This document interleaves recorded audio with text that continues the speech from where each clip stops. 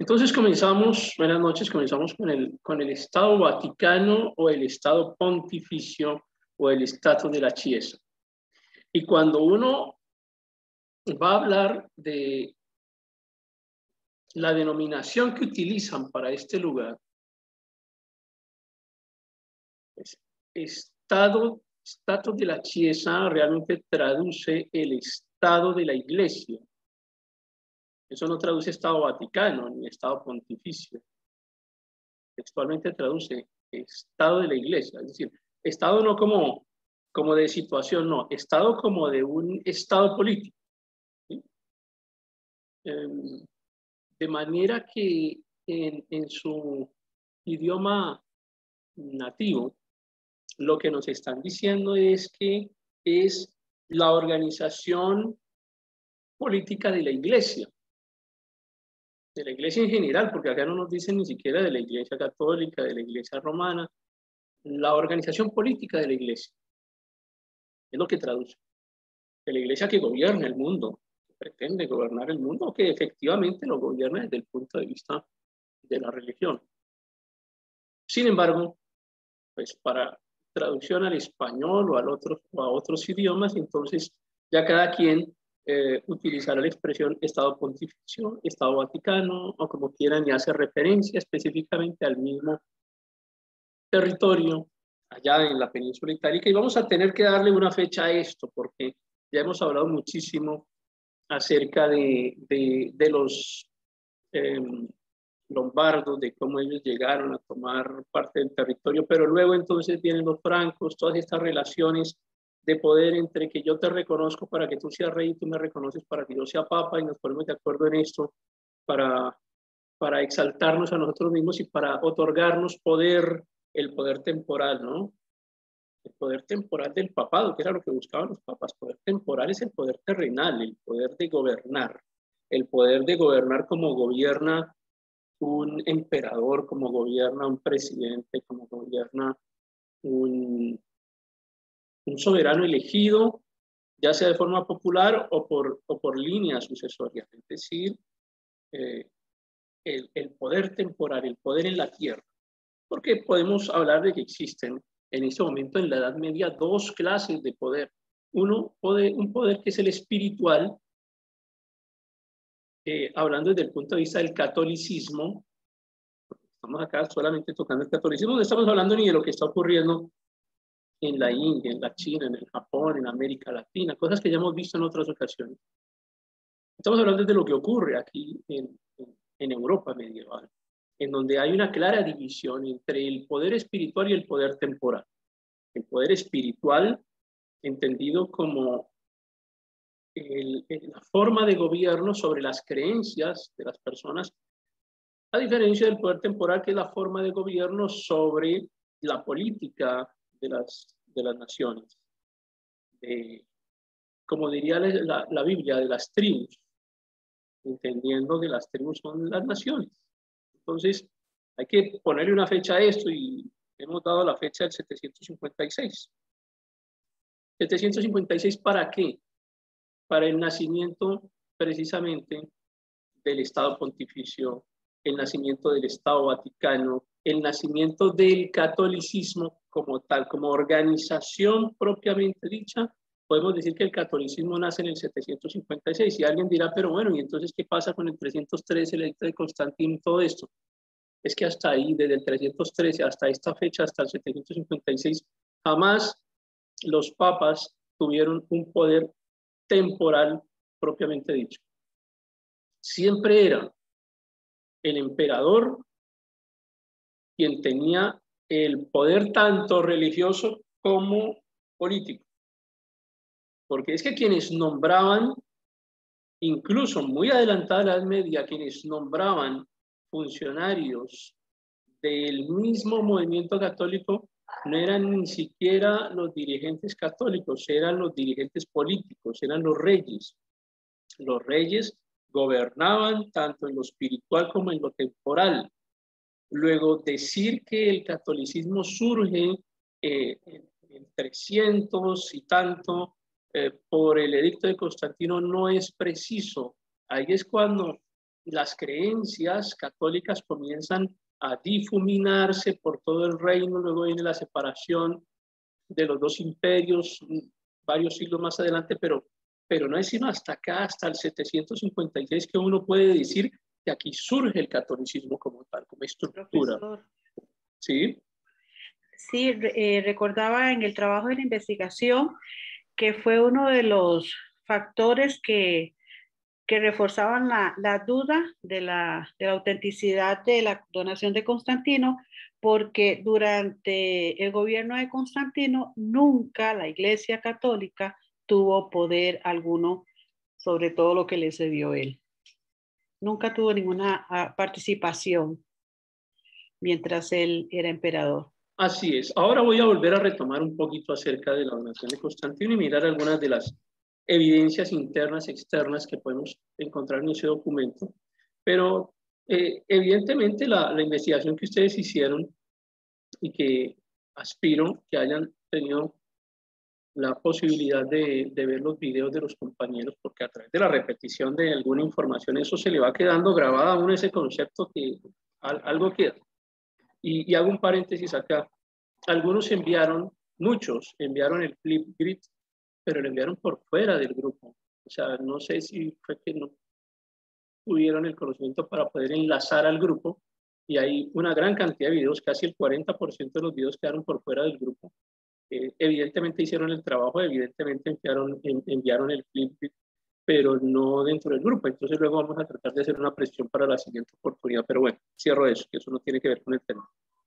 Entonces, lo que tú dices es cierto, encontramos acá a una organización que depende del emperador, no depende de un poder temporal romano. Esto viene surgiendo pues, mucho tiempo más adelante y es acá justamente en esta fecha cuando podemos comenzar a decir que tenemos la conformación de un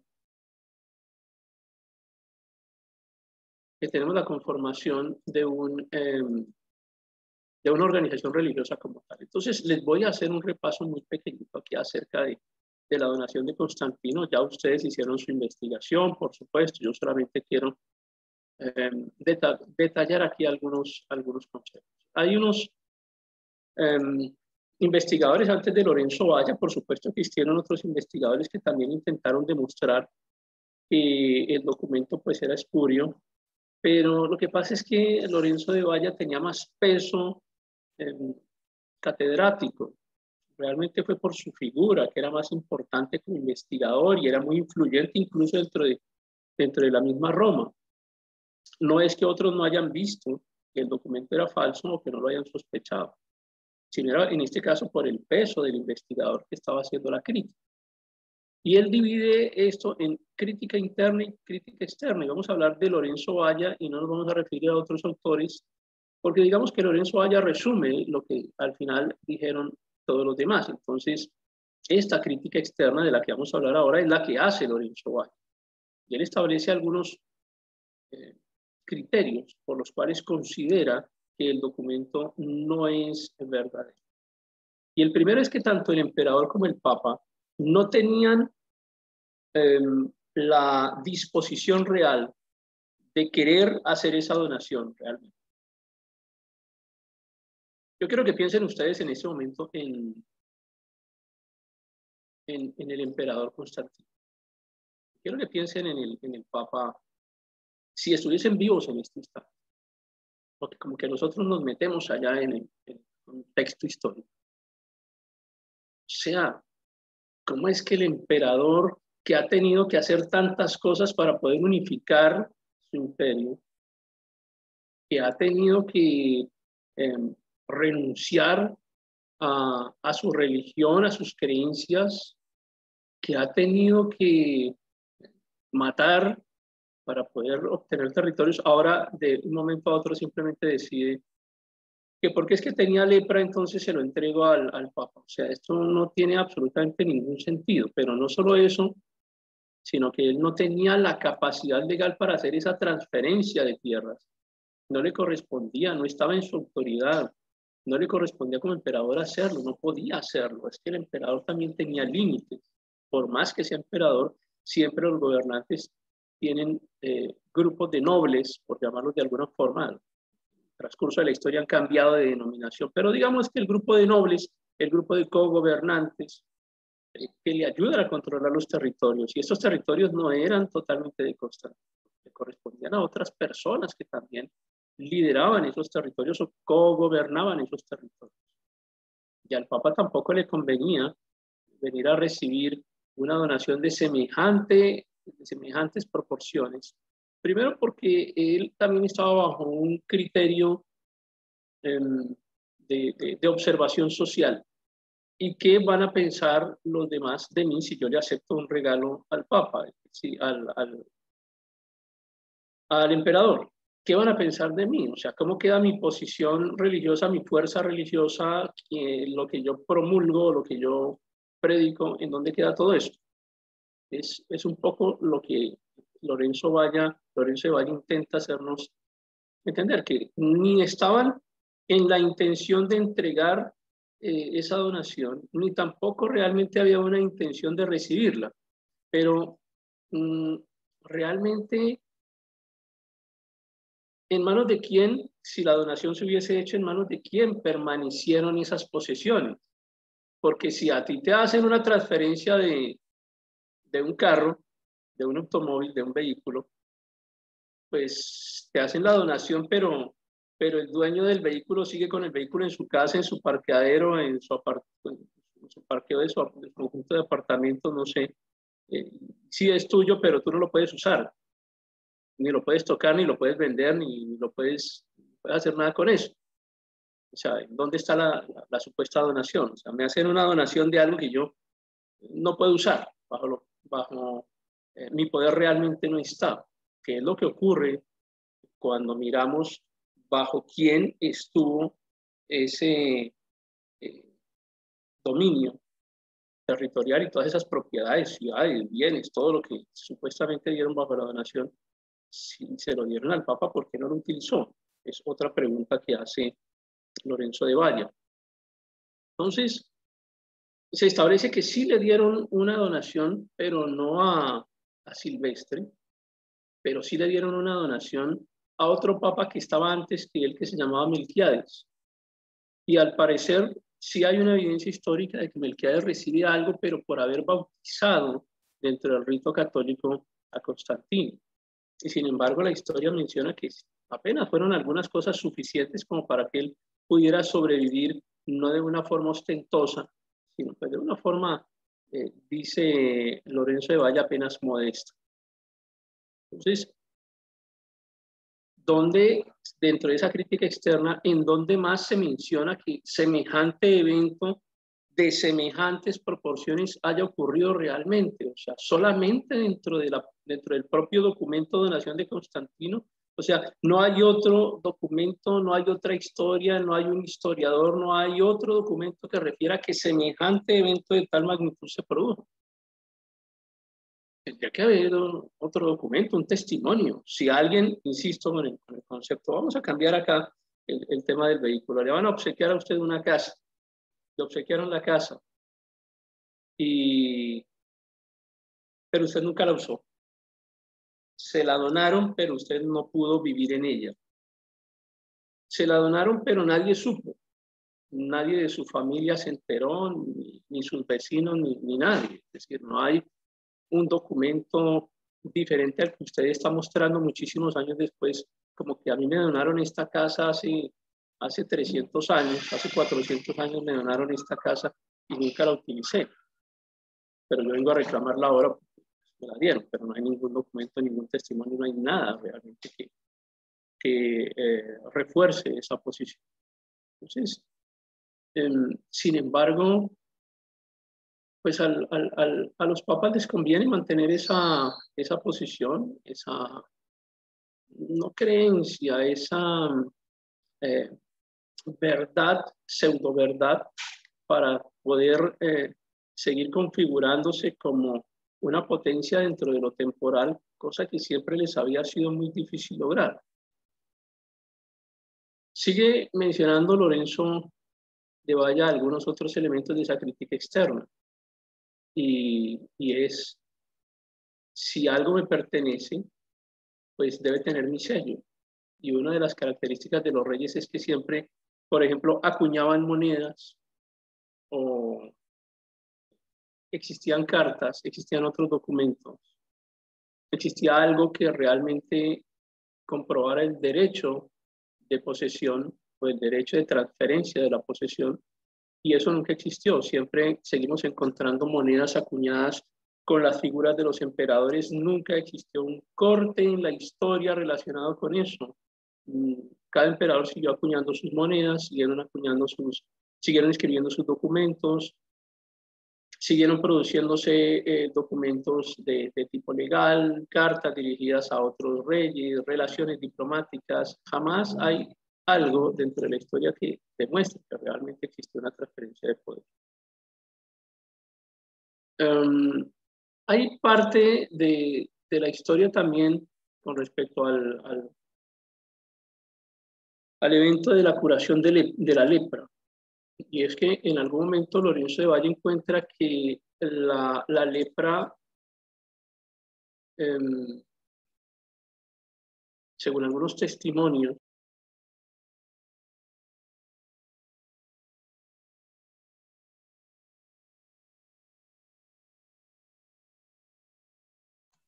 Profe, motió su...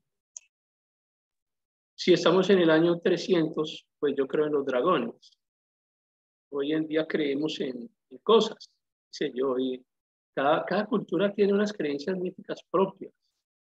Aquí en Colombia, por ejemplo, está la creencia hay una región que se llama el Tolima, es un departamento. El departamento del Tolima es muy rico en creencias, bueno, en todas las regiones, pero ellos tienen una cantidad de creencias. Hablan, por ejemplo, de la Llorona.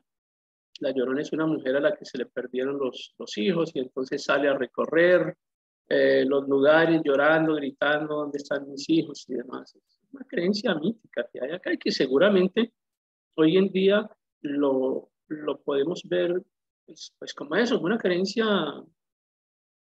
cultural, ancestral, mítica, lo que sea, pero pues a nadie se le ocurre que la Llorona salga todavía después de tantos años, de tantas décadas, de tantos siglos, todavía siga persiguiendo o buscando a sus hijos. Es algo que probablemente sí creían nuestras generaciones de hace 50 años, 80 años, probablemente creían en eso. Yo no sé, en sus países seguramente hay algún tipo de creencia similar. Dime, Roxana.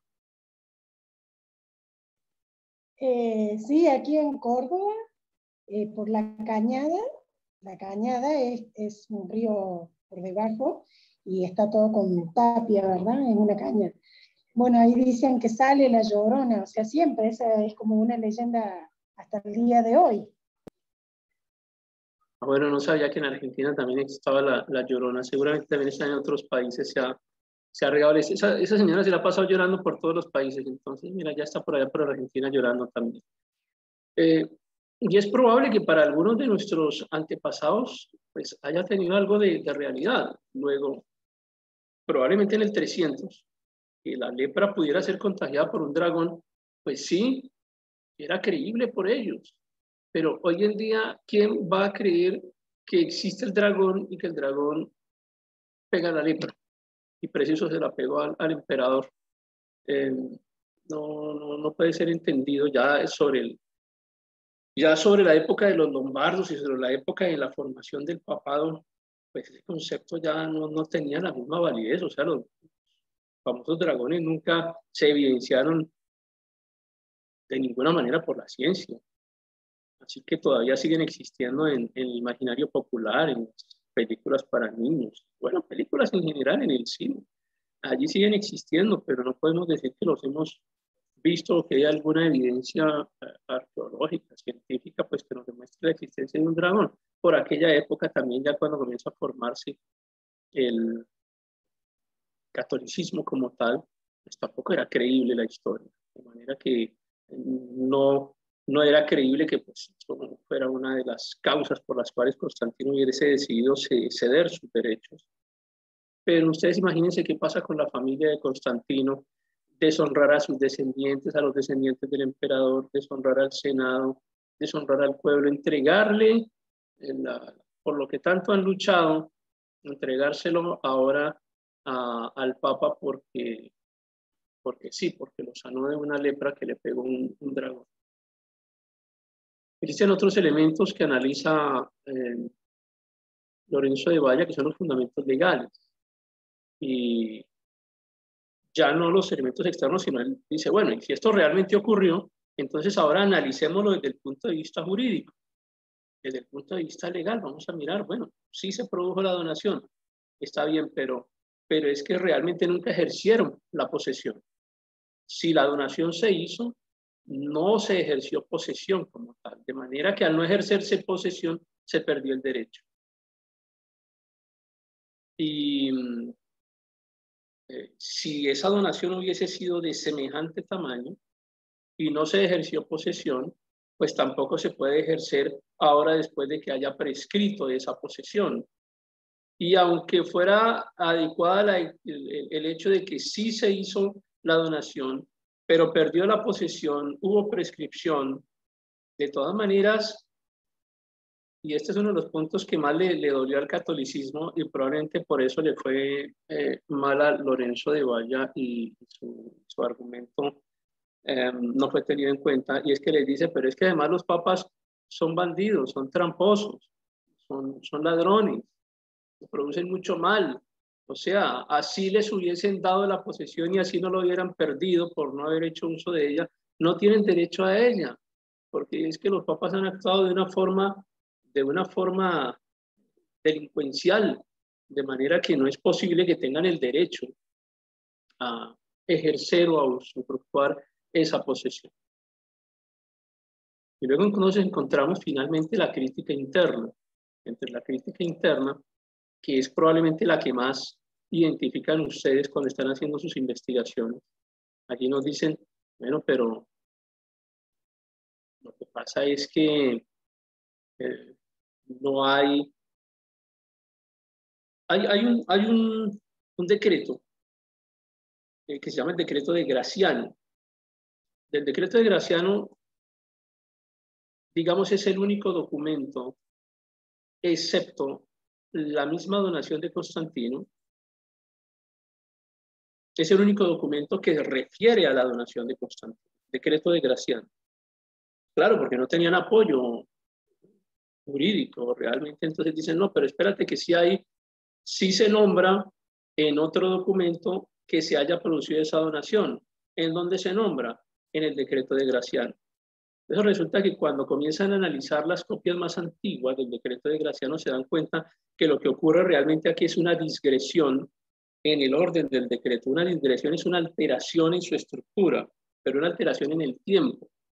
Es decir, cuando miramos el decreto de Graciano que exponen para justificar la validez de la donación, pues existe como tal ese decreto, pero cuando vamos a revisarlo, las copias más antiguas no tenían esas mismas anotaciones. Una anotación que se hizo en una transcripción. Vuelven a copiar el decreto de Graciano y lo copian incluyendo, interpolando el concepto o la existencia de la donación de Constantino. Pero en los documentos más antiguos eso no existía.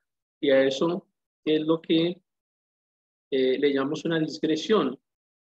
Esta digresión o esta interpolación se la adjudican a un escritor de nombre Palea, y además era conocido del papado y pues tenía sus propios intereses allí para que se estableciera pues la veracidad de la donación de Constantino. Entonces, no hay, digamos, un rastreo histórico. Sigue Lorenzo de Valla insistiendo en que el título de privilegio que se le daba al papado era algo absolutamente absurdo para ser entendido dentro de la época. El título que se le da al Papa, la importancia que se le da a la donación, la trascendencia de la donación, todo eso hace que realmente sea un documento absurdo para aquella misma época. Y luego entonces las incorrecciones cuando se usan algunas palabras. palabras como sátrapes, optimates, populus, que hacen parte de un latín mucho más moderno que no existía en aquella época. Es como si, tratando de usar un ejemplo de hoy en día, como si alguien me dijera, es que el documento es verdadero porque en aquella época dice en el texto, si le enviaremos copia vía internet a la oficina notarial. Pues cuando internet no existía, las oficinas notariales no existían. Además encuentran que hay pasajes que son escritos con una muy mala redacción y otros que definitivamente esa redacción es tan mal hecha que llegan al concepto de calificarla como barbarie, barbarismos, palabras que realmente no están adecuadamente escritas. Tampoco podía hablarse en aquella época de Constantinopla como una sede patriarcal. Ni Bizancio se llamaba Constantinopla, ni existía el concepto de templo o de iglesias como tal. Ese concepto de iglesias fue mucho más tardío que en el 300. Ni siquiera en el momento en que Constantino se convierte al catolicismo tampoco existía el concepto de iglesias, pues si no existía el concepto de iglesias, mucho menos de las cosas que se utilizaban dentro de las iglesias, que son nombradas dentro del documento, por ejemplo, las lámparas de los templos. Si no existían templos, mucho menos iban a existir las lámparas de los templos. Tampoco se detalla la forma en la que se iban a usar las donaciones, cómo se iba a utilizar el dinero y una gran cantidad de errores gramaticales que están extendidos en el texto. Además incurren imprecisiones geográficas, pero causadas básicamente por el desconocimiento histórico, porque en la época en la que intentan validar la donación ya se conocían más cosas de geografía que en la época de Constantino no se conocían. Sin embargo, se nombran en el documento. Entonces era imposible que existieran esos detalles geográficos que realmente no existieron. Y otros detalles que seguramente ustedes encontraron en su investigación, el uso de palabras como diadema versus corona, el rex versus emperador, el figium, que es un gorro, que pues esa palabra no existía en la época de la que se supone que fue redactado el documento. Y así, con cada uno de los ejemplos que les dejo allí en esta página, para que ustedes lo revisen y que demuestran que realmente el momento histórico en el que se escribió el documento no corresponde al momento que intentaron suplantar. Entonces, son demasiadas realmente las evidencias en todo sentido que nos demuestran que la donación no existió y sin embargo se constituyó en el documento base sobre el cual se fundamenta o se crea el Estado Pontificio más adelante. Y les dejo otros detalles ya a nivel lingüístico para que luego tengan la posibilidad de repasar. Sin embargo, a pesar de todo esto, de todos esos detalles, pues el documento fue validado, se consideró como que era un documento real, legal, y el papado exigió que se reconociera el documento como tal. Por eso decimos que realmente la fundación del catolicismo es sobre el 756 a.C. Ya en la donación de Constantino se ve utilizado como argumento para validar la donación de Pipino. Es decir, se puede hacer la donación de Pipino porque existe la donación de Constantino, de manera que no le estamos robando terrenos a nadie, simplemente estamos recuperando terrenos que le pertenecen al papado y se los estamos entregando al papa. Por eso Pipino puede hacer esa donación, es decir, robarle a los lombardos para entregarle al papado. Realmente, a la luz de la donación de Constantino no estaban robando nada, simplemente estaban legitimando un documento legal que existía desde hacía varios siglos y que ahora estaba saliendo a la luz y es lo que a su vez también legitima la donación de Pipino, hace que sea realmente válido. Ahí en el recuadro superior a la derecha encuentran las ciudades que le fueron entregadas a Roma o al príncipe romano a través de la donación de Pipino. Sabemos que Pipino realmente no donó nada, simplemente le robó a otro para... ¿Qué tan válida es? O sea, ¿qué tan válido es eso? ¿Qué tan válida es una posesión entendida desde este nivel? Ustedes imagínense que tienen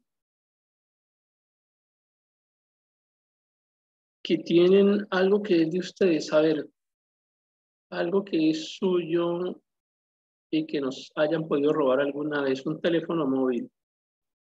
Yo no sé si a ustedes le han robado algún teléfono móvil en algún momento. Entonces, alguien se lo robó a usted y se lo entregó a su vecino. Y su vecino asume como que eso es suyo porque se lo acaban de regalar. O sea, que eso es de él porque se lo acaban de regalar, desconociendo que la propiedad realmente no le pertenece. O sea, no me pertenece porque es objeto de un robo, porque realmente yo no lo compré, ni la persona que, Víctor, ni la persona que me lo está regalando, tampoco lo compró. Quien se lo robó solamente se lo robó, o sea, no puede transferirme propiedad, no puede transferirme posesión, no puede transferírmela porque es que no es el dueño. El dueño legítimo es a quien acabamos de despojar, de manera que los dueños reales eran los lombardos. Simplemente lo que hacen es entregar esas propiedades a alguien que mediante un documento que ya hemos demostrado que es falso termina siendo o mostrándose como dueño de esos territorios. Luego todo lo que ocurre de ahí en adelante pues definitivamente no tiene ninguna validez jurídica y eso es lo que nos interesa reconocer ahora. El mapa de lo que se llamaron los estados pontificios, una toma amplia para que observen usted la ubicación en Italia, y ahora una aproximación de ese mismo territorio, y quiero que observen este escudo, este emblema del que hablaremos un poco más adelante. Observarán ustedes una llave de plata, una llave de oro, una corona, realmente hace referencia a uno de las enseñas que utilizan los obispos. Y bueno, ahora hablamos un poco más en detalle, pero vayan teniendo en cuenta esa imagen que es importante. Nuevamente acá ya un acercamiento desde un punto de vista más detallado de cuáles son las regiones que terminaron formando el Estado Vaticano. Estamos hablando de Lacio, las marcas de Umbría y de Emilia-Romagna también. Esos territorios terminaron formando el Estado Vaticano. Y ahora nos vamos a ir mucho más adelante. Acabamos de hacer un salto. Profe, disculpa que la interrumpa. Una duda. ¿La fecha 756 a.C. es correcta o después de Cristo? Antes de seguir, por favor. Perdóname, no escuché bien. ¿Me repite la pregunta, por favor? La fecha 756 antes de Cristo, fundación del catolicismo. Sí, es antes de Cristo, correcto. Antes de Cristo, ok, Sí. Sí, así me queda claro. Ahora sí ya nos vamos mucho más adelante. Fíjate lo que te estás diciendo. 756 nos vamos a pasar ahora a 1861. Entonces estamos hablando de que esto ya se organizó, ya se formó, ya le creímos a la donación de Constantino, ya me dieron tierras, ya ahora ejerzo un poder temporal, no solamente un poder espiritual, sino que ahora estoy ejerciendo un poder... Oye, perdóname, ¿cómo es la pregunta? Ahora me quedó sonando la idea acá. La pregunta es 756. Estoy acá buscando porque... Espérame, la pregunta, no, es que no sé, estoy concentrado acá en esto. 757 después de Cristo, estamos hablando del emperador Constantino, que es 313 después de Cristo, fundación del catolicismo, claro, por supuesto, después de Cristo. Hay un error en la diapositiva, perdóname. Que en la diapositiva está AC. Por eso estamos... Y de seguro que yo dije AC. Ok, listo. Vamos a corregirla. Es after Christ. Y si es after Christ, that's correct. After. Claro, ahí sí, ahí sí. Yeah, you know. ¿Qué le voy a decir a Ada? Por favor, ella lo puede pronunciar mucho mejor. No, Pero lo por acá, pronunciaste bien. si ella lo avala es porque así es. Ya. Gracias, corregido. Yo seguí hablando y luego como que el cerebro entró en reversa. Listo, vamos. Bueno, no, claro, por supuesto, después de Cristo. Estamos hablando de Constantino, de toda la historia de Roma. O sea, no puede existir el catolicismo si no existió Cristo primero. Listo, vamos. Entonces, nos vamos hasta 1861.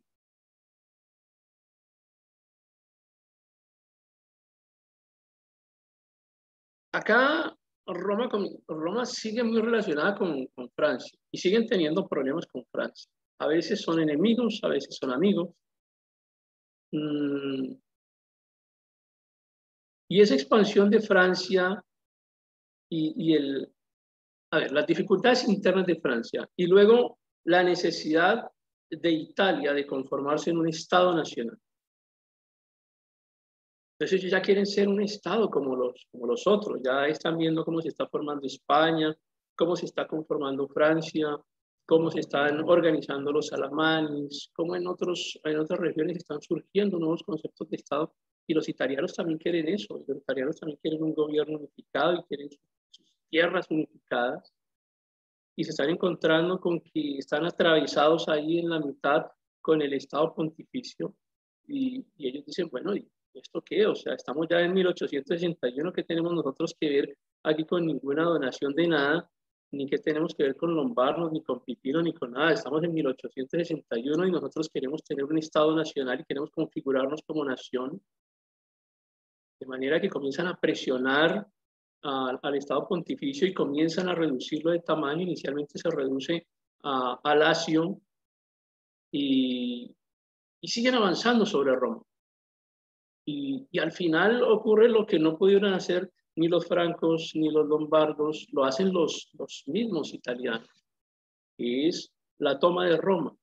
Y dentro de la toma de Roma encontramos acá por esta época, en 1861, a dos personajes importantes que nos van a permitir entender un poquito ya la historia más reciente de lo que es el papado. De un lado está Víctor Manuel II representando los intereses de Roma, de esa necesidad del nuevo reino de Italia, y aparece él como rey de Italia.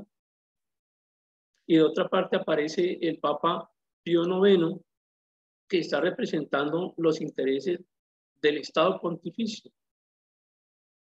Entonces, ese evento que se llama la presa di Roma, la toma de Roma, que ocurre en 1870, da paso para otro evento que los italianos llaman el Risorgimento, es decir, ese proceso de la unificación italiana, el resurgimiento le llaman ellos, resurgimiento, reordenamiento, reorganización, unificación de Italia. Pero esa unificación no era posible con un Estado atravesado por la mitad del tamaño que acabamos de ver que era el Estado pontificio.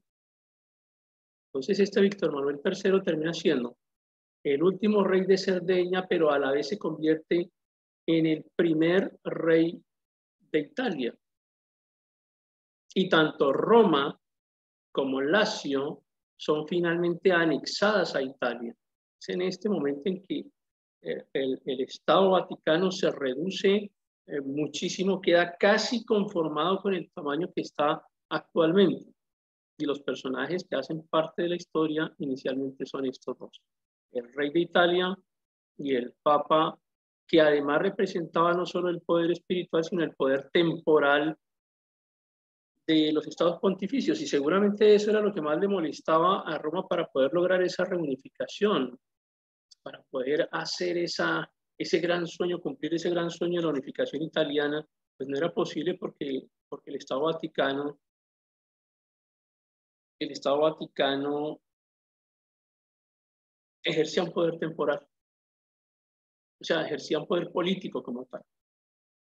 Era como un rey, gobernaba dentro de ese territorio como un rey, no solamente como un poder puramente espiritual, como seguramente pues querían los demás reyes que así fueran, el rey de Italia específicamente. Sin embargo, estamos hablando de un personaje aquí clave dentro de la historia, que es Napoleón III. Y Napoleón III apoya al Papa. Y de hecho deja un grupo de militares dentro de Roma. Y deja ese grupo de militares para apoyar al Papa, para apoyar a Pío IX. Por esa razón es que el rey de Italia no ejerce su reinado desde Roma.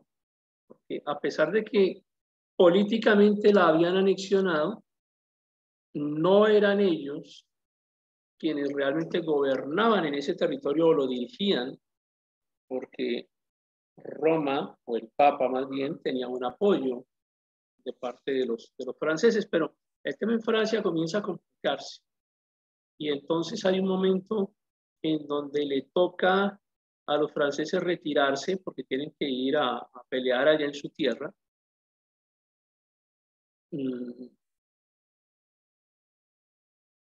Uno encuentra un Estado Vaticano realmente debilitado por el avance de la unificación italiana. Finalmente hay un parlamento que se conforma en Italia, en la ciudad de Turín, y en 1861 ese parlamento declara que Roma es la capital del Reino de Italia. Ahora, no hemos comenzado a ver todavía los concilios. Cuando comencemos a hablar de concilios, hay dos formas en las que vamos a comenzar a abordar los concilios.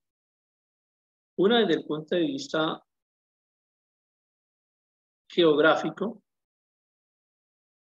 y cuando hablemos también de los reformadores, hablaremos de los reformadores desde el punto de vista geográfico, como abordándolo por ciudades. Digamos que es una de las formas de poder enseñar esto. Iniciamos por ciudades, y de la ciudad vamos derivando personajes.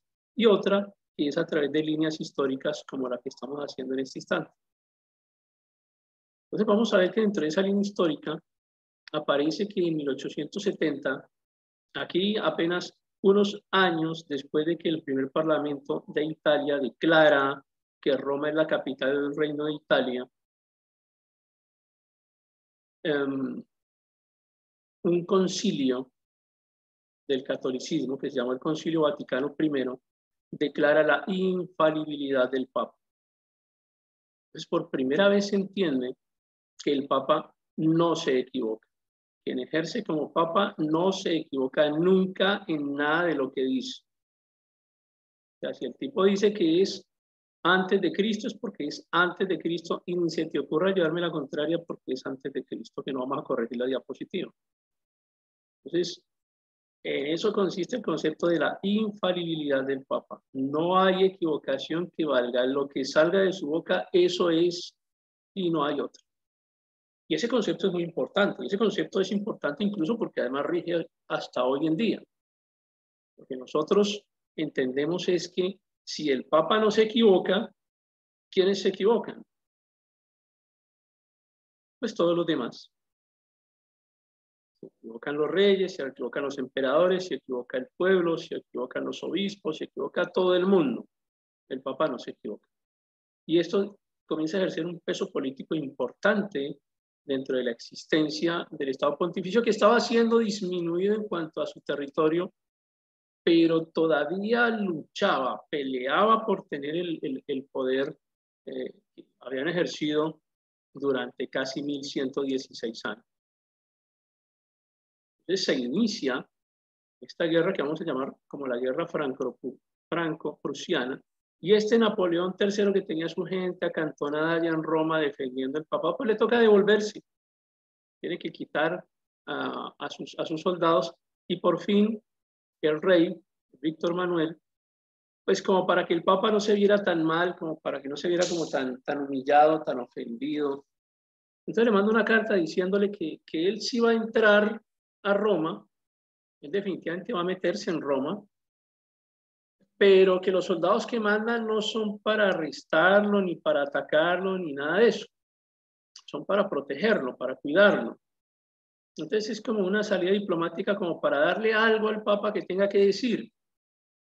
Sí, están entrando los soldados, están entrando aquí a Roma, pero no están entrando a atacarme, están entrando a protegerme.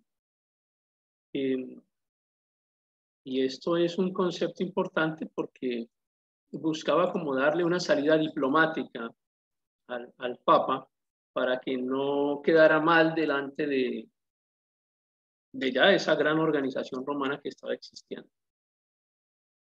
Por supuesto, eso no le gustó a él. Entonces, hay otro elemento geográfico que les presento en este instante, que es la ciudad leonina. La ciudad leonina, a ver, inicialmente miremos en el mapa que está al lado derecho, el muro de color rojo, esta línea de color rojo, que es lo que llamamos como la muralla aureliana. Estamos encerrando Roma dentro de esta muralla que llamamos la muralla aureliana. Observen cómo tiene unas limitaciones y más adelante vamos a encontrar estos muros que están un poco más en color azul. Esta ampliación que se hace posteriormente que tiene color azul es lo que vamos a llamar como el muro de León o de la ciudad leonina. Pero entonces, el muro aureliano es más pequeño que el muro de la ciudad leonina, es más grande, porque además incluye lo que hoy se conoce como el Estado Vaticano. Entonces, Roma era todo esto. Roma dentro del muro aureliano era todo esto sin el Estado Vaticano. Entonces, lo que hace León IV es que amplía el tamaño de Roma, porque todo esto era propiedad del Papa, y dentro de esa propiedad incluye lo que llamamos la ciudad leonina. Ciudad leonina porque fue una construcción que hizo el Papa León IV, entonces le llamaban así la ciudad leonina. La ciudad del Vaticano está dentro de la ciudad de Roma. La ciudad leonina incluye un espacio geográfico que se llama el Rione de Borgo. El Rione es como una subdivisión, como un barrio, no sé cómo se dirá en su país, es como una pequeña subdivisión de la ciudad. De manera que la ciudad grande es Vaticano, en algunas ciudades se habla de comunas, por ejemplo. Bueno, algo así, es un rione. Entonces la ciudad leonina incluía el rione de Borgo o de Borgo. Y hasta ahí, digamos, iba quedando un poco concentrado el poder papal, porque cuando los soldados del rey entran a Roma, con el argumento de que entran a Roma para proteger al Papa, porque es que los soldados franceses se retiraron y ahora no hay quien proteja al Papa, realmente estaban haciendo una invasión, pero insisto, era como para que no se viera tan mal presentado en una estrategia diplomática. Entonces, no están los franceses para proteger al Papa, entonces yo lo voy a enviar mis soldados italianos para proteger al Papa y ellos entran a Roma.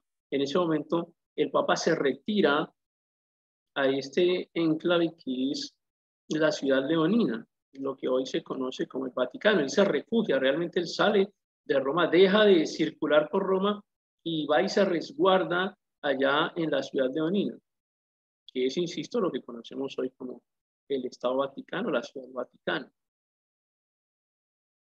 ¿Y qué pensaba la gente del papado y qué pensaba la gente del Vaticano y qué pensaba la gente de que su ciudad, que era la capital de Italia, su ciudad estuviese manejada por un papa? Y comienzan a existir estos atentados políticos de los cuales pues no somos ajenos hoy en día, en donde había un primer ministro del Papa, que era Pellegrino de Rossi, atentan contra él y la historia dice que también intentaban atentar contra el Papa. Lo cierto es que al primer ministro lo matan a puñaladas. Sin embargo, el Papa logra escapar Perdón un segundo.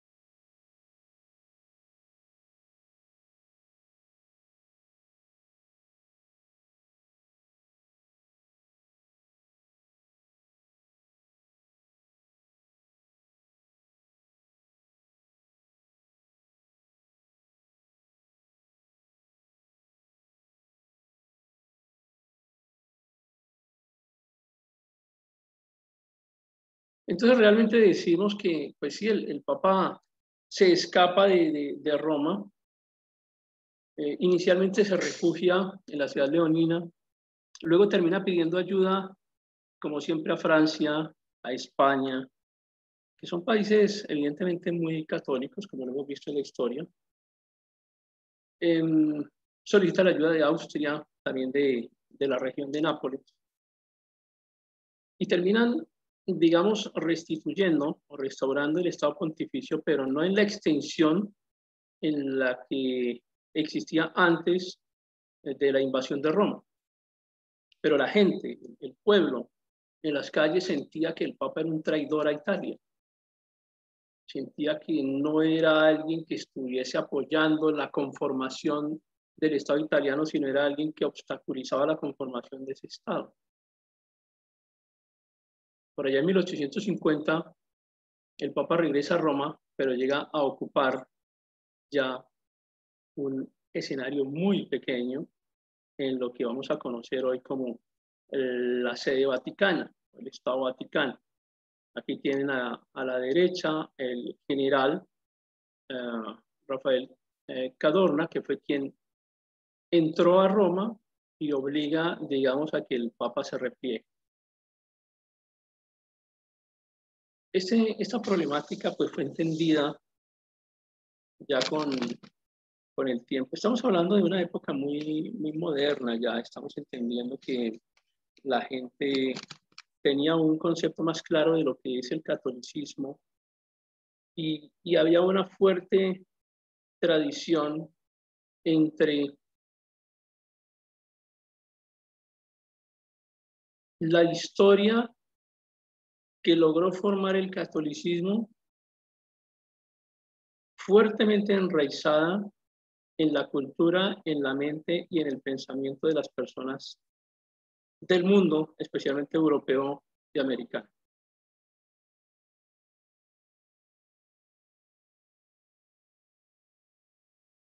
Es decir, el concepto de que el Papa es descendiente de Pedro, nombrado por Cristo, que el primer Papa es Pedro y que hay una línea ininterrumpida sucesorial desde allí y hasta hoy. Ese concepto ya en este punto de la historia está creado. Luego, en el imaginario popular no hay cabida para otra cosa, sino que el Papa es descendiente de Cristo, descendiente de Dios. Algunas personas lo consideran Dios. Y tiene una influencia en prácticamente todo el mundo. Entonces, no es tan fácil desconocer al papado, ni es tan fácil desconocer al Estado Vaticano. Ya este conflicto entre Italia y no el Estado Vaticano como tal, sino el catolicismo como figura religiosa, es a lo que se le llamó la cuestión romana. Insisto, no era un problema de dos naciones en ese instante. No era el problema de Italia con Roma. No era el problema de Italia con el Papa, era el problema de Italia con el catolicismo. Esa historia que hemos estado acostumbrados a conocer nosotros, la que nos han contado siempre, la historia del catolicismo, que equivale a la historia del cristianismo, la historia que nos contaron desde siempre, ya había logrado entrar en el imaginario popular. Es un enfrentamiento que cualquiera dice, bueno, no es un enfrentamiento entre dos regiones geográficas, pero sí era un enfrentamiento entre dos poderes reales. El poder real, que era el Reino de Italia, y el poder real, que era el catolicismo, que aunque no tuviese una ubicación geográfica como tal, sí era un poder real. Entonces había que resolver esto, porque tampoco Italia podía quedarse con el problema de que por culpa de Italia estaba sufriendo el catolicismo. ¿Y quién era el catolicismo en ese instante?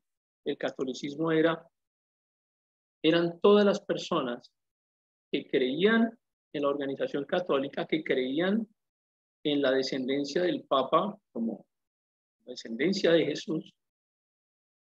O sea, el poder, definitivamente un poder real. Y esa era una carga que difícilmente podía llevar el reinado de Italia o el reino de Italia o Víctor Manuel como rey de Italia. Aquí ya estamos hablando de Víctor Manuel III. Entonces hay que buscarle una solución a esto, porque Italia tampoco quería cargar con ese problema. Y nombran a unos delegados que terminan llegando a un acuerdo. Llegan a una negociación. Esa negociación se llamó el Pacto de Letrán. ¿Quiénes son delegados? Por parte del Papa estaba Prieto Gasparri y por parte del rey de Italia estaba Benito Mussolini. Y ya ustedes ven que Benito Mussolini es un personaje que ustedes asocian fácilmente al desarrollo de la Segunda Guerra Mundial. Entonces son finalmente Mussolini y Gasparri quienes firman los acuerdos de Letrán o los pactos de Letrán. Y esto se firma apenas en 1929. Muy reciente. Aquí hay una imagen de los delegados cuando están firmando el acuerdo, y de esa manera, digamos, se crea oficialmente o se reconoce oficialmente a este nuevo Estado Vaticano o a esta nueva ciudad de Vaticano como la conocemos hoy en día. Finalmente ya no era toda Roma, finalmente quedó confinada a uno de los estados más pequeños que existen en el mundo, pero con más influencia definitivamente. No existe otro estado que ejerza influencia sobre el mundo como el Estado Vaticano. Ningún otro. Ni siquiera Estados Unidos, ni siquiera la China, ni siquiera Rusia. No hay otro estado que ejerza tanta influencia en el mundo como el Estado Vaticano, con representación diplomática en todas partes del mundo, con influencia en la medicina, en la educación, desde el preescolar hasta la formación universitaria, en investigación, en cultura, en todos los países del mundo. No hay otra organización que tenga tanta influencia hoy en día como el Estado Vaticano. Y finalmente quedó así.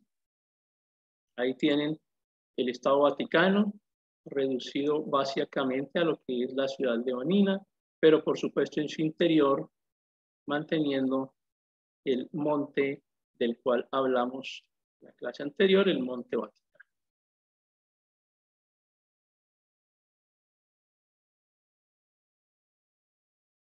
Vamos a finalizar ahora resumiendo la organización administrativa del Vaticano.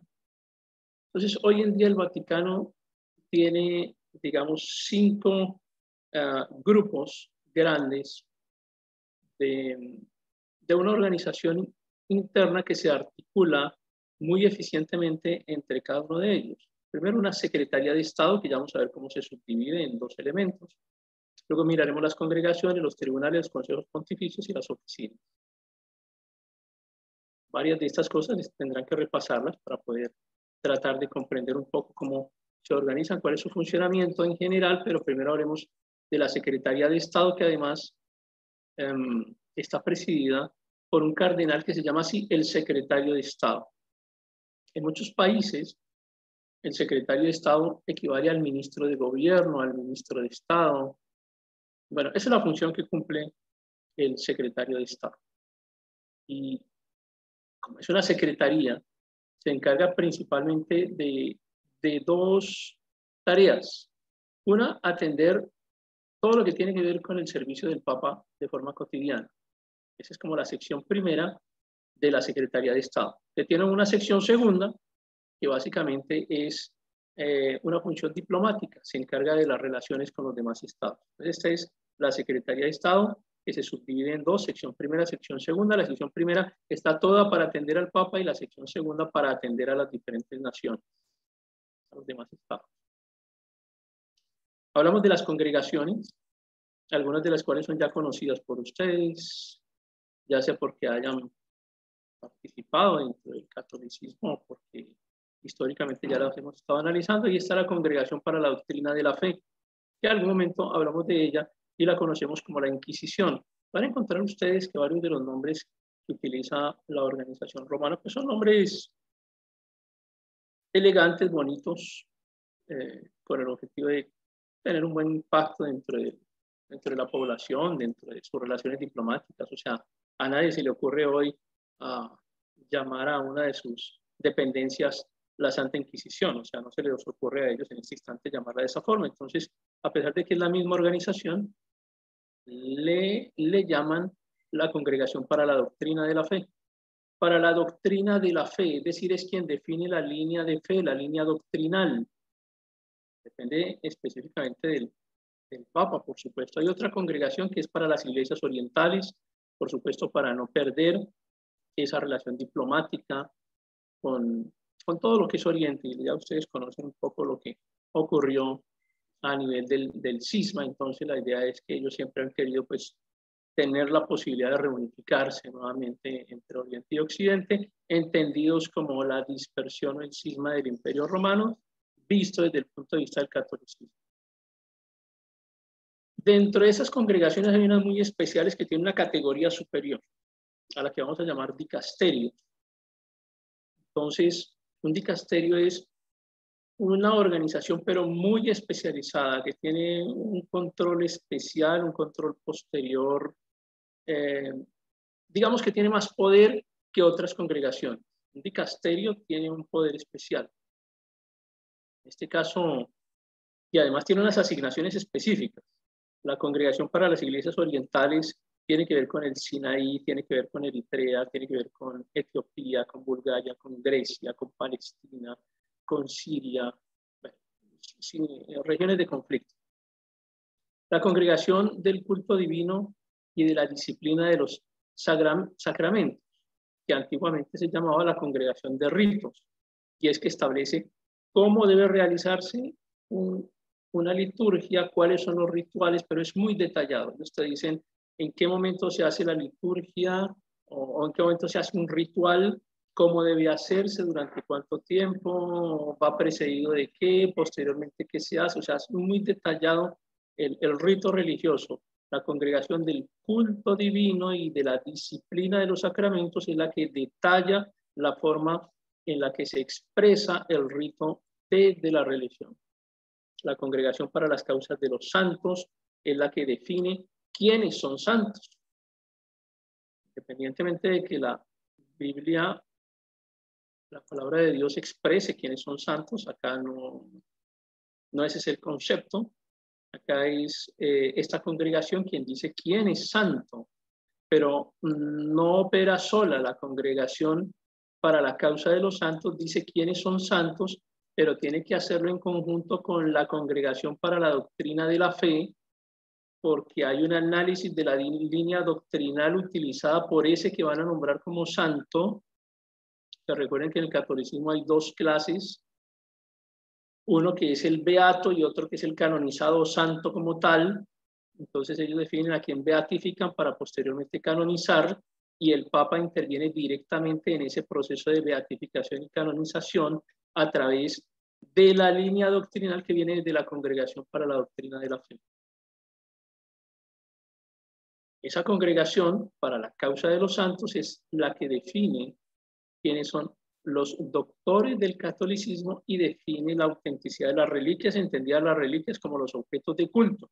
Por ejemplo, la espinita que tenemos en este frasco corresponde a la corona que usaron en la crucifixión de Cristo. Entonces ellos son los que dicen que esa espinita es auténtica o no, etcétera. Con todas las posibles variaciones que ustedes puedan imaginar.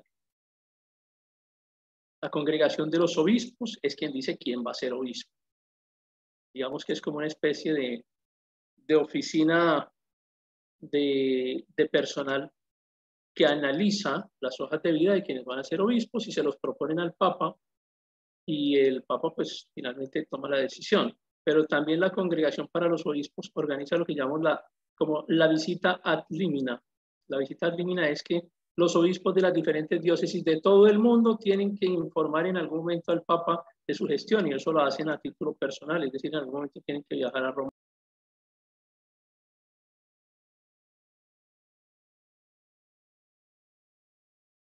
De la congregación para los obispos se deriva lo que se llama como Pontificia Comisión para América Latina, para el análisis de lo que es la cuestión latinoamericana. ¿Qué es la cuestión latinoamericana? Ellos nos explican por qué, por ejemplo, Brasil tiene iglesias cristianas con 1 millón de personas. Seguramente son las iglesias más grandes que tenemos en América Latina y seguramente del mundo. Brasil tiene un crecimiento en este momento exponencial del cristianismo bíblico, y están preocupados en el catolicismo, no solamente por Brasil, sino por todos los países latinoamericanos, porque Latinoamérica se ha convertido en la reserva del cristianismo a nivel mundial, hasta el punto en que le han dedicado una comisión específica para América Latina para ver qué está pasando, por qué se le están saliendo los católicos al catolicismo y están llegando al cristianismo, y a eso le han llamado la cuestión latinoamericana.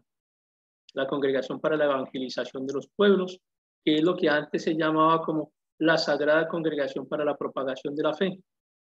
En junio de este año 2022, es decir, ya casi en unos meses, esa congregación se va a convertir en un dicasterio y se va a unificar con el Pontificio Consejo para la Promoción de la Nueva Evangelización. Nuevamente por lo mismo, porque están preocupados porque la gente se le está escapando al catolicismo, porque se están pasando al cristianismo, porque ahora la gente se está volviendo cristiana evangélica, porque no están entendiendo, entonces tienen que hacer algo.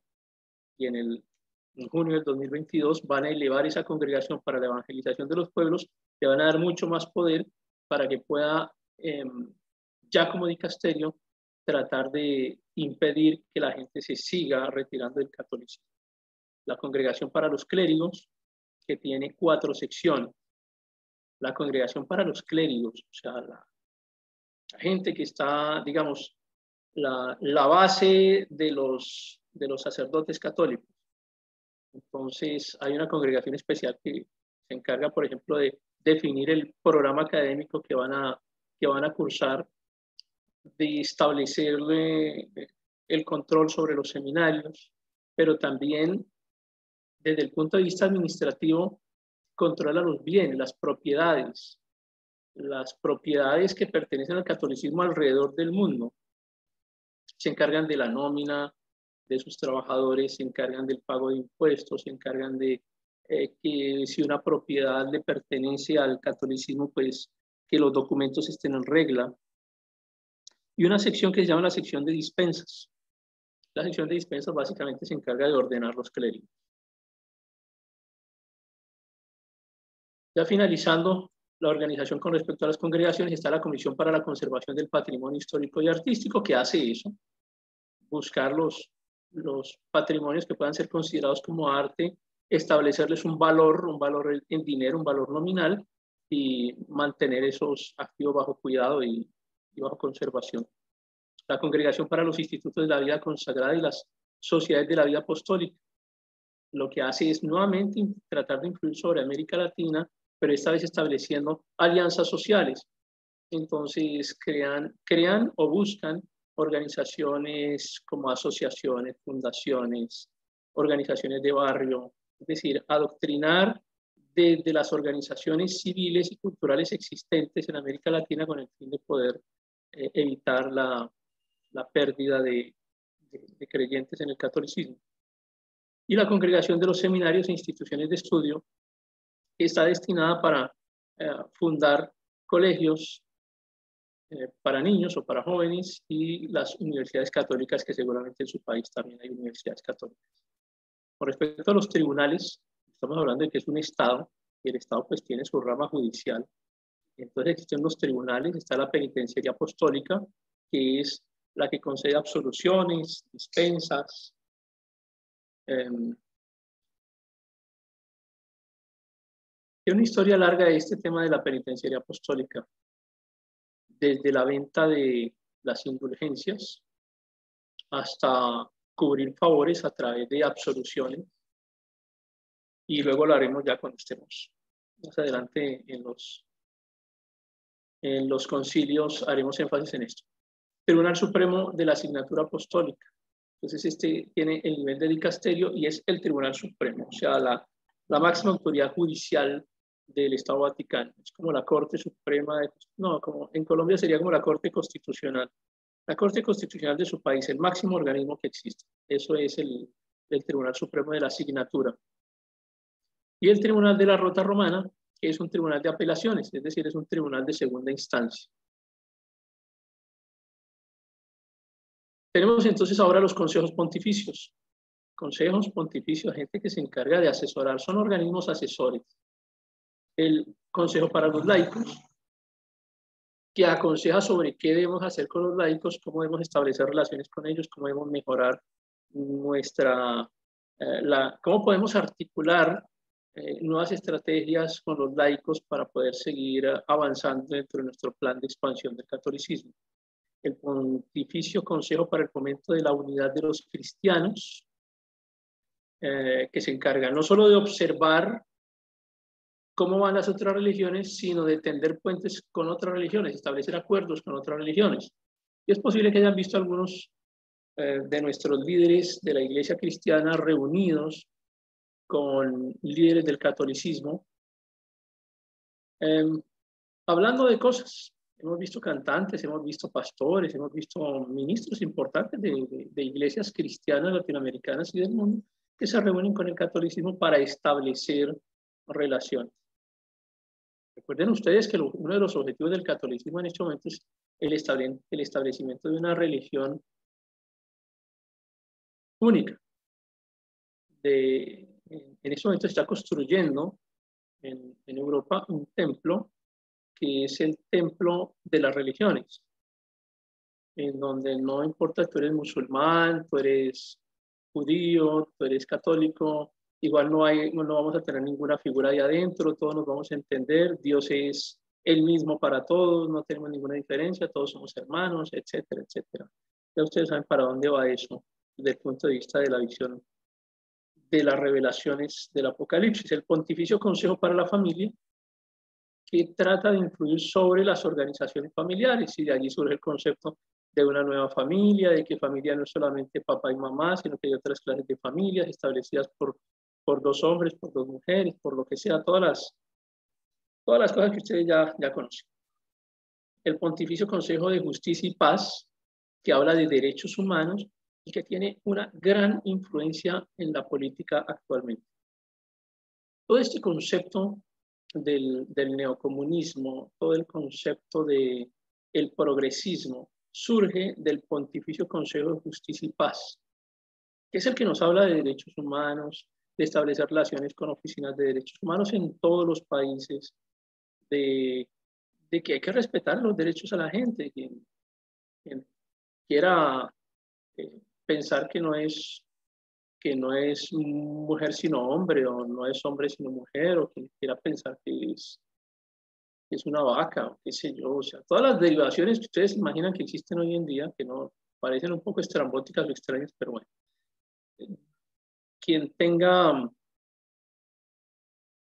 alguna creencia específica, pues hay que respetar su derecho. Entonces, a eso se dedica ese consejo. Y el Pontificio Consejo Cor Unum, que es el que se encarga de ayudar a los pueblos necesitados cuando hay una calamidad pública, entonces ellos llegan con todo su aporte económico, con todos sus recursos.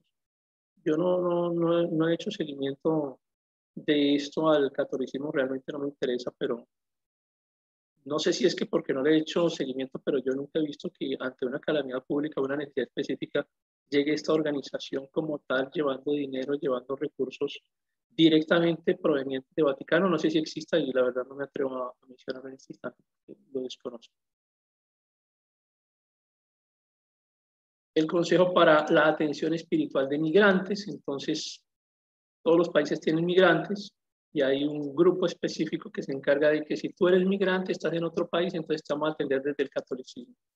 El Consejo del Apostolado para los Agentes de Salud, para la interpretación de textos legislativos, para el diálogo entre las religiones, para el diálogo con los no creyentes, para el Consejo de Cultura, para el Consejo de las Comunidades Sociales. Este concepto de las comunidades sociales que está muy enraizado en las declaraciones, en los escritos y en los proyectos que tiene el actual Papa. Es evidente que el actual Papa tiene una gran influencia sobre el progresismo y sobre este concepto de la vida social. Yo no diría de socialismo, porque ellos tampoco lo mencionan directamente, pero está muy cercano. Finalmente hay otras organizaciones de apoyo, ya estamos terminando. Sé que esta clase es un poco pesada por la cantidad de conceptos, nombres, y me disculpan, pero pues igual tengo que mencionarlos, porque tenemos que comprender la estructura y nos toca... Dime, Ada. Y nos toca entonces pues verlo de esta forma. Pero además de toda esta organización que ya les he mencionado, hay algunas otras organizaciones que llamamos organizaciones de apoyo, entre ellas el Instituto para las Obras de la Religión. Nombre bonito, Instituto para las Obras de la Religión. Es el nombre del Banco Vaticano, lo que no se llama Banco Vaticano. Nosotros lo conocemos por el Banco Vaticano, pero ellos le llaman Instituto para las Obras de la Religión, actualmente declarado por ellos mismos con unos activos de 2.400 millones de euros. Si solamente tienen 2.400 millones de euros o no, lo desconozco, es la información que proviene exclusivamente del Banco Vaticano. Otra organización de apoyo es la Administración del Patrimonio de la Sede Apostólica, que es el que se encarga de manejar todo el tema de plática, todo el tema de dinero y todo el tema de lo que puede ser considerado como patrimonio. También tiene otra organización que se llama la Secretaría Económica de la Santa Sede, y esta es importante porque es un dicasterio.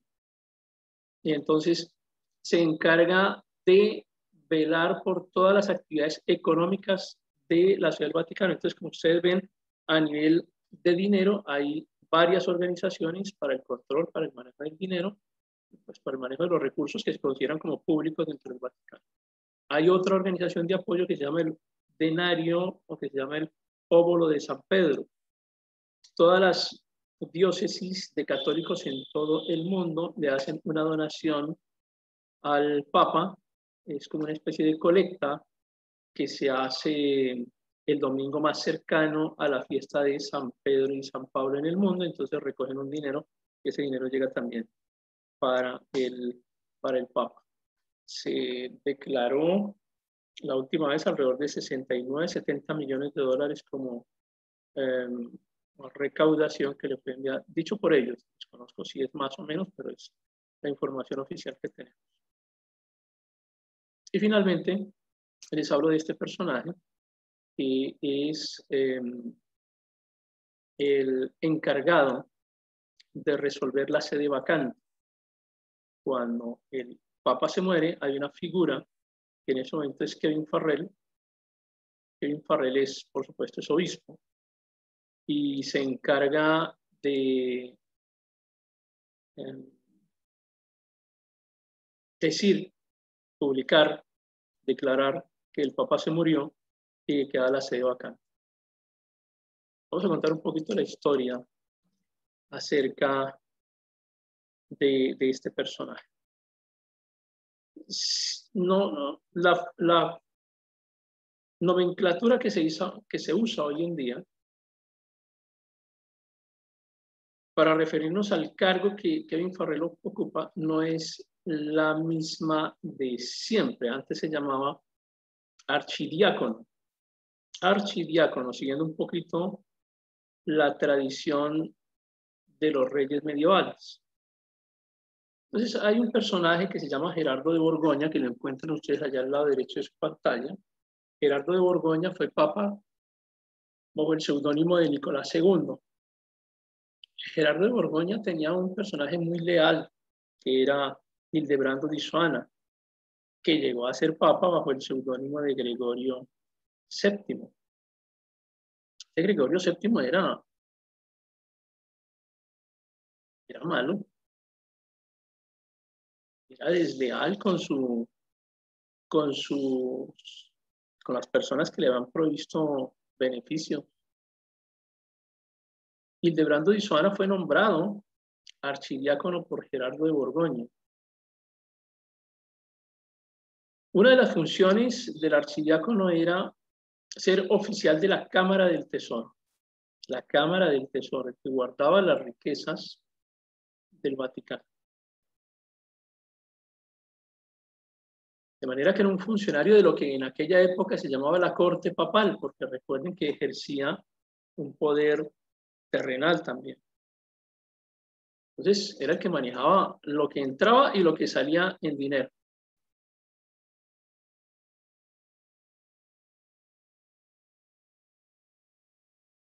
Llegaba a tener tanto poder el archidiácono, tanto poder, tenía más poder que el Papa incluso. Dicen los historiadores que se refería a Gerardo de Borgoña como de una forma tan despectiva que le decía hecho de comer a Nicolás como a un asno en el establo, refiriéndose a Gerardo de Borgoña como Nicolás II siendo papa. Le doy de comer como si fuera uno de mis asnos del establo. Hildebrando di Suana fue muy inteligente. Él suprimió la figura del archidiácono, fue el último archidiácono que existió. Y le quitó fuerza, le quitó poder a la figura sucesorial del archidiácono. Entonces ahora les pregunto, ¿cómo se llama esta figura? ¿Quién es? ¿Qué nombre utiliza o qué cargo ejerce Kevin Farrell actualmente? Con todas estas pistas que ya hemos dado acá.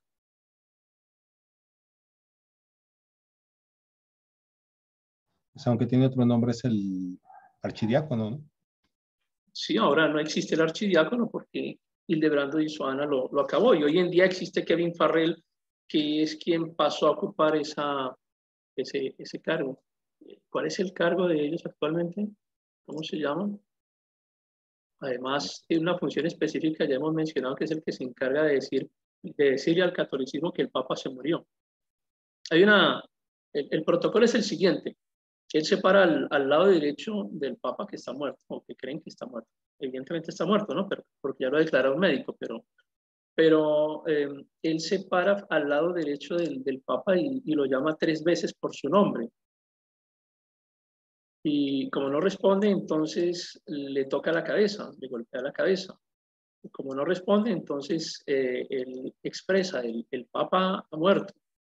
Y enseguida le comunica esa noticia, primero a la curia romana, segundo al decano del colegio cardinalicio, porque el colegio cardinalicio pues, tiene que entrar en unas funciones específicas, que es la vigilancia de la religión, no de la política, la vigilancia de la religión en el mundo, que el catolicismo como tal siga operando. Este decano del colegio de cardinales es a la vez ocupa una figura que se llama vicario general de Roma. Ese vicario general de Roma actualmente es Angelo de Donatis. Entonces, ahí es cuando se declara la sede vacante, y teniendo sede vacante, se convoca el cónclave. Y el cónclave, pues, interviene el colegio cardinalicio.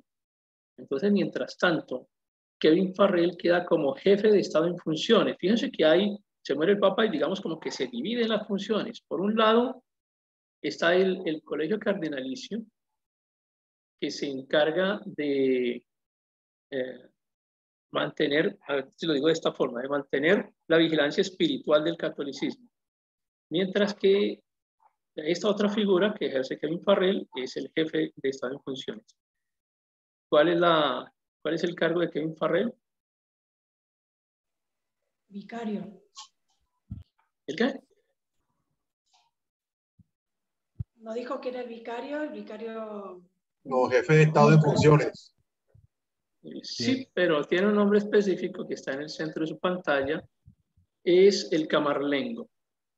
Es la figura del camarlengo. El archidiácono, así se llamaba antes al camarlengo. Este camarlengo es una figura importante dentro del catolicismo. El archidiácono reemplazó desde Hildebrando di Soana, desde ahí reemplazó al archidiácono, porque el último archidiácono que existió en el catolicismo fue Hildebrando di Soana como Papa Gregorio VII. Él suprime, acaba con la figura del archidiácono y se cerró el micrófono. Él se inventa otra figura que es el camarlengo. No existía antes de Gregorio VII. ¿Por qué crea la figura del camarlengo? Porque es que el archidiácono era demasiado poderoso. Y fíjense cómo era tan poderoso que Gregorio VII se impone como papa posterior a Nicolás II, siendo archidiácono. No existe tanto hoy en día, apenas, no recuerdo con precisión, pero creo que son 2 o 3 máximo los camarlengos que han llegado a ser papa, pero antes sí era muy frecuente que un archidiácono llegara a ser papa, por la cantidad de poder que podía ejercer. Entonces lo que hace Gregorio VII es que le quita el poder al archidiácono, suprime esa figura, crea la figura del camarlengo y separa los poderes una vez muere el Papa. Por un lado queda el colegio cardenalicio, que es el que se encarga de gobernar sobre la actividad religiosa del catolicismo en el mundo, y por otra queda el camarlengo, que se encarga de ser jefe de Estado en funciones. Y decimos en funciones porque es provisional hasta que se nombra un nuevo Papa. Entonces, es este camarlengo el que se encarga de decir si el Papa se murió, le informa oficialmente a la curia romana, le informa oficialmente al colegio cardenalicio, al decano del colegio cardenalicio, que a la vez es el vicario general de Roma. Y en ese caso estamos hablando de Angelo de Donatis. Él es el vicario general de Roma. Pero fíjense cómo son funciones diferentes. Una cosa es el vicario general de Roma cumpliendo una función religiosa a nivel del catolicismo mundial, y otra cosa es el camarlengo en cabeza de Kevin Farrell, ejerciendo como jefe de Estado hasta que nuevamente los cardenales en cónclave nombren un nuevo papa. De esa manera es que, digamos, queda dividido el poder. Entonces, una vez el papa se declara muerto, es el camarlengo quien le retira el anillo, al que le llaman el anillo del pescador, y lo rompe con un martillo que tienen destinado para tal efecto, y también rompe el sello papal, y digamos en ese momento queda declarada la sede vacante. Ya declarada la sede vacante, no se pueden tomar decisiones importantes o decisiones trascendentales en cuanto a lo que tiene que ver con reforma de la doctrina o ajustes a la doctrina católica. No puede hacerse. Antes sí se podía hacer, lo hacía el colegio cardenalicio, pero se restringió. Tienen que esperar a que exista un nuevo papa para que puedan entrar a definir reformas o añadir conceptos importantes que sean trascendentales para el catolicismo. ¿Me hice entender con esa idea? ¿Alguien tiene una pregunta con respecto a esto? Profesor Ricardo, ¿cómo Sí. está? No, la pregunta mía ahí es que para esta época, ahora que estaba hablando usted del anillo que se rompía cuando ese papa moría, que era un anillo único, que hemos estudiado, se creaba ese papa un bula. La bula correspondía a un documento que ese papa específico hacía y colocaba el sello el símbolo de que quedaba como en firme, como tal.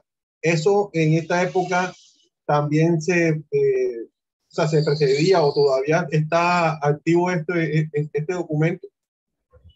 Mira, hoy en día tenemos muchas formas de legalizar documentos, pero el catolicismo le da mucha importancia al anillo del Papa, que además llaman el anillo del pescador, y le da mucha importancia a su sello, de manera que si hay documentos que tienen el sello específico del Papa, son documentos como por ejemplo el nombramiento de un cardenal, el nombramiento de un camarlengo, el nombramiento del vicario general de Roma, hay un nombramiento de otro vicario que es el que se encarga de la universidad. La universidad de los papas no queda dentro del Vaticano porque hay mucha extraterritorialidad, incluso dentro de Roma hay muchos edificios que son oficiales y que pertenecen al Vaticano, pero están en extraterritorialidad, pero igual que ocurre, por ejemplo, en nuestro país o en cualquier parte del mundo, que el Vaticano tiene propiedades.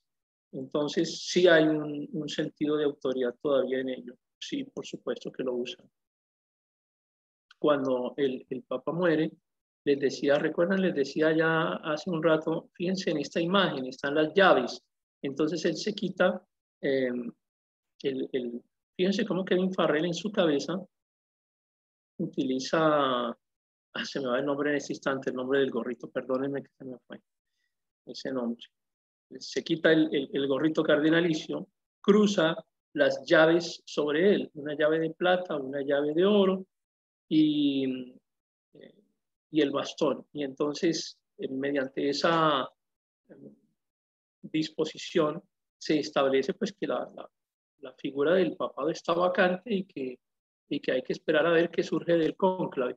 Los cónclaves antes tenían mucho conflicto porque, pues, como siempre ha habido tanto interés político, interés económico, entonces dependía mucho a veces de los reyes. Los reyes buscaban que un amigo suyo fuera elegido papa porque de esa manera seguramente iba a tener mayor influencia sobre otros territorios. Entonces se compraban los cardenales, pues, es decir, más abiertamente se compraban. Les mandaban regalos, les mandaban dinero, bueno, necesito que vote por aquel. Establecer un cónclave o generar un cónclave se volvió algo muy difícil en un momento. Entonces, por eso, luego más adelante hacen unas reformas que posteriormente explicaremos también cuáles fueron las reformas para que fuera más ágil la elección de un nuevo papa. Dime, Paola. Profe, una consulta. Cuando cambia de papa, por ejemplo, ¿es normal que ellos cambien las autoridades como lo hace, por ejemplo, un Estado? Sí, sí, es normal. Es normal. Sin embargo, como lo hacen los estados, también algunos directivos se mantienen. Ustedes vieron acá la gran extensión que tiene la gran organización específicamente en lo que tiene que ver con las congregaciones. Entonces hay unas congregaciones que se busca que tengan continuidad, pero los cargos muy cercanos, por ejemplo las secretarías, se cambian por gente que sea muy de su confianza también, porque esto es una organización política, o sea, debemos entenderla como una organización religiosa, por supuesto, porque digamos es su finalidad, influir religiosamente sobre las naciones del mundo, pero es una organización política, es un Estado. Y al ser un Estado y un Estado de corte humano, pues tiene todos los defectos que pueda tener un Estado humano. Entonces hay intereses, hay mezquindades, hay política, hay intereses específicos en mantener a alguien en su cargo, o esta persona no es de mi confianza, entonces lo quito y lo nombro, y nombro a otro. Por ejemplo, estos dos personajes que hemos mencionado aquí en pantalla, tanto Angelo de Donatis como Kevin Farrell, son personas que son de la extrema confianza del Papa actual y que le van a responder seguramente en un momento de crisis. Fíjense ustedes que en este momento realmente existen en el mundo dos papas, solo que uno se supone que enclaustrado, pero cuando es reemplazado ese papa por el actual, entonces hay unas modificaciones en los cargos importantes en los cargos que son más cercanos. Esto funciona como en cualquier estado, como en cualquier organización política. ¿Alguna otra pregunta que tengan por ahora?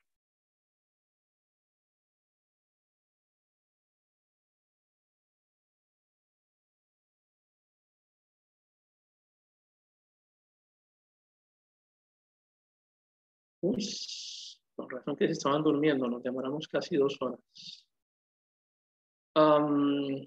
Déjenme apago ya la grabación.